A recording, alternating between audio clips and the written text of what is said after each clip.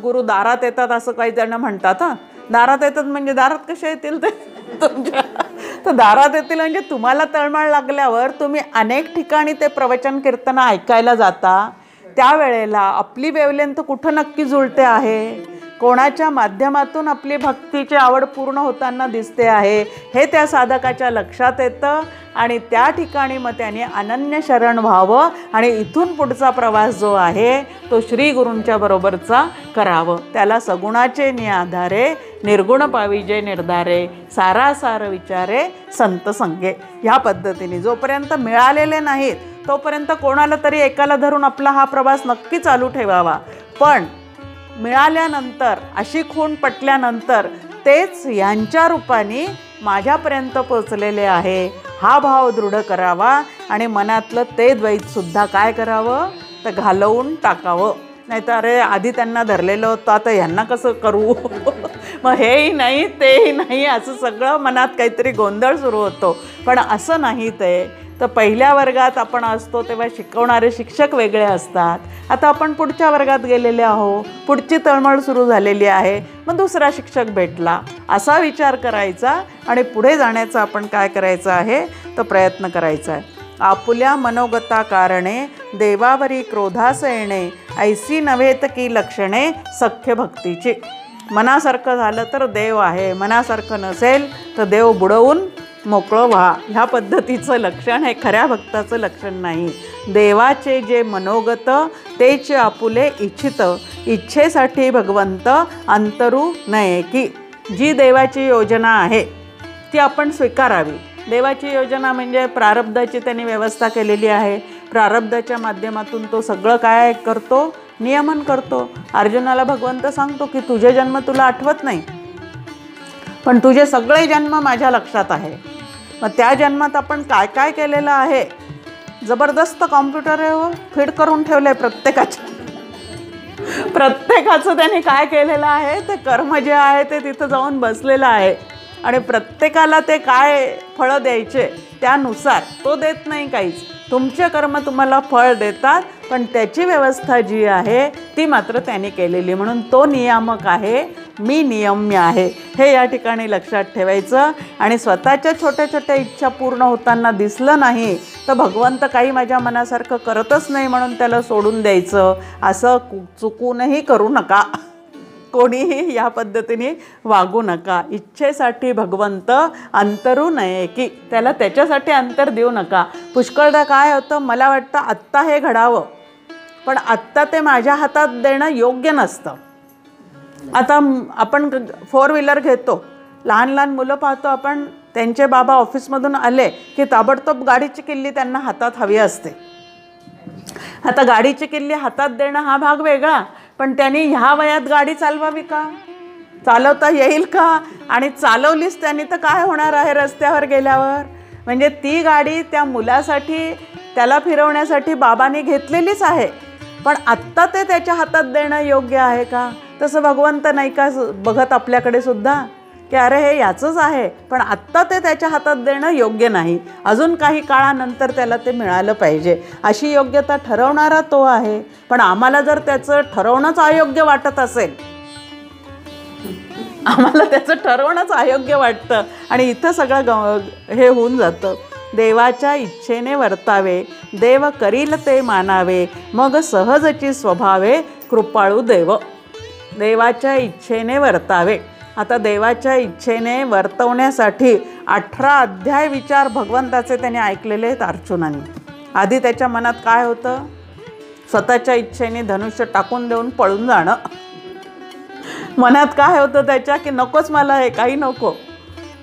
पण आता भगवंताच्या इच्छेसाठी वागायचंय म्हणून त्यांनी एवढं ऐकून घेतलं आणि नंतर त्याला सांगितलं की नष्टो मोहा स्मृतिर्लब्ध्वा, की माझ्या चित्तातला पूर्ण मी माझेचा मोह निघून गेलेला आहे आणि आता तू सांगशील तसं करिष्ये वचनम तव, तू जे सांगशील ते मी करणार, आता माझ्या मनाने मी काहीही करणार नाही. म्हणून देवाच्या इच्छेने वर्तावे, देव करील ते मानावे, मग सहजची स्वभावे कृपाळू देव. सहजच तो कृपाळूपणाने आपल्याला सारखा त्याच्या कृपाळूपणाची प्रचितीच येत राहते. आणि त्याचा कृपाळूपणा म्हणजे नेमकं काय, डॉक्टर काकांना कित्येक लोक जाऊन सांगतात, अहो आम्ही गेलो आणि ॲक्सिडेंट झाला, तुमच्या कृपेने वाचलो. मग काका म्हणे कोणाच्या कृपेने, खड्ड्यात पडले. अशा गोष्टी इकडं लावतो आपण, सगळं बिघडून जातं. आता हे प्रारब्धानी आहे. आता आपण असं नक्कीच म्हणावं की देवकृपेने आम्ही वाचलो. हा भाव कशासाठी, की माझा मी विचार केला, माझा मी त्याच्यातून बाहेर पडलो, असा तो अभिमान होऊ नये म्हणून हे बरोबर आहे. पण गुरु केला म्हणजे आता माझा ॲक्सिडेंटचा योग कधीच येणार नाही असं काही नाही. माझ्या कर्मात जर ते असेल तर या पद्धतीने होईलच की नाही. म्हणून प्रपंचातले मिळणारे भोग आणि सद्गुरू यांचा संबंध जोडू नये. मग सद्गुरू कशासाठी करायचे, तर ब्रह्मविद्या शिकण्यासाठी. ती ब्रह्मविद्या, त्याचा विचार कसा करायचा, मी कोण आहे, जग कोण आहे, देवाचा माझा संबंध काय आहे, देव आणि मी एकच आहे असं सगळे शास्त्र सांगतात. तर देवाची माझी फारकत का झाली, हे सगळं जाणून घेण्यासाठी संत आणि सद्गुरू आहेत. पण त्यांना आपण कशाशी जोडतो, म्हणताना नक्कीच तसं म्हणावं, आपला अभिमान वाढू नये म्हणून. पण खरी जी अपेक्षा त्यांच्याकडनं असते ती मात्र कशी असावी, तर ब्रह्मविद्या शिकण्याची असावी. पाहता देवाच्या कृपेसी, मातेची कृपा कायेसी, मातावधी बाळकासी विपत्ती काळी. मातेपेक्षा सुद्धा कृपाळू असं भगवंताचं वर्णन आहे. माता 2 किंवा 3 मुलांची असते, पण भगवंत ह्या संपूर्ण जगताची माऊली आहे असं आपण म्हणतो. इथं म्हटलंय की मातासुद्धा स्वतःच्या सुखाच्या आड जर तो पुत्र येत असेल तर त्याचा वध करायला मागे पुढे पाहत नाही. पण भगवंताने कधी असं केल्याचं ऐकिवात नाही. कुंतीचं उदाहरण आपल्यासमोर आहे की तिला ते वर मिळाला होता दुर्वास ऋषींकडनं, त्या मंत्राच्या सामर्थ्यानेच तुला त्या ठिकाणी पुत्रप्राप्ती होईल. पण लग्न होण्याच्या आधीच तिला तो मोह झाला, एकतरी प्रयोग करून पाहू म्हणून. कर्ण झाला. आता तो कर्ण झाल्यानंतर तिने स्वतःजवळ का नाही ठेवला, माता होती तर स्वतःच्या नावलौकिकाला केवढा धक्का लागला असता की कुमारी वयामध्ये तिला पुत्र झाला, म्हणून तो तिने सोडून दिलेला आहे की नाही. मग मातासुद्धा एक वेळ सोडून देते, पण भगवंत कधी भक्ताला सोडतो असं कुठेही दिसत नाही. दुसरं उदाहरण आपल्यासमोर नेहमी माकडीन आणि तिचं पिल्लू यांचं दिलं जातं की हौदामध्ये एकदा दोघंही जण असतात, मग पाणी वरवर यायला लागतं त्या हौदात सोडलेलं, आणि जेव्हा त्या माकडिणीच्या लक्षात येतं की आता आपण दोघंही इथं बुडून मरू शकतो, तेव्हा आपल्याच बाळाला खाली करते पायरीसारखं आणि स्वतः त्याच्यावर चढून उडी मारून जाते. आता ह्या बोधकथेतून काय आहे की सामान्य माणूस हा आधी स्वतःचं सुख पाहतो आणि मग बाकीच्या गोष्टीवर तो प्रेम करतो. पण भगवंत असं काही करत नाही. जो जो त्याच्याशी अनन्य झालेला आहे त्याच्या प्रत्येकाला तो सांभाळण्याचा काय करतो, तर आहे त्या परिस्थितीतून त्याला बाहेर काढण्याचा वैचारिक दृष्ट्या लक्षात घ्यायचं आहे की विचारच असे देतो की त्या परिस्थितीतून बाहेर काढण्यासाठी योग्य तो विवेक त्याच्या बुद्धीत जागृत करून देतो, आणि ते भगवंताचं सांभाळणं असतं. देवे भक्त कोण वधिला, कधी देखिला न ऐकिला, शरणागतास देव झाला वज्रपंजरू. जो शरणागत आहे त्याच्यासाठी तो देव कसा आहे, तर अगदी वज्राचं कवच असण्यासारखा आहे. कुठल्याही परिस्थितीतून तो त्याला बाहेर काढतो.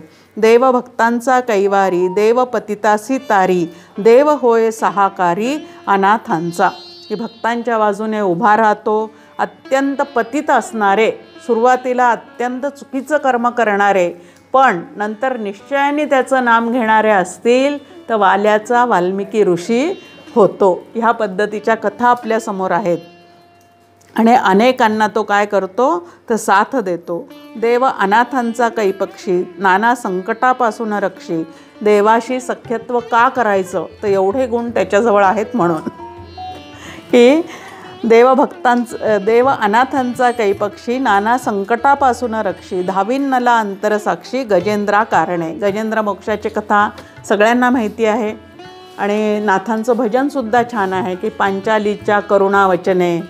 पांचालीनी म्हणजे द्रौपदी, तिचं करुण वचन ऐकल्यानंतर बाकी सगळ्यांचा नाद सोडून भगवंताचा धावा केला.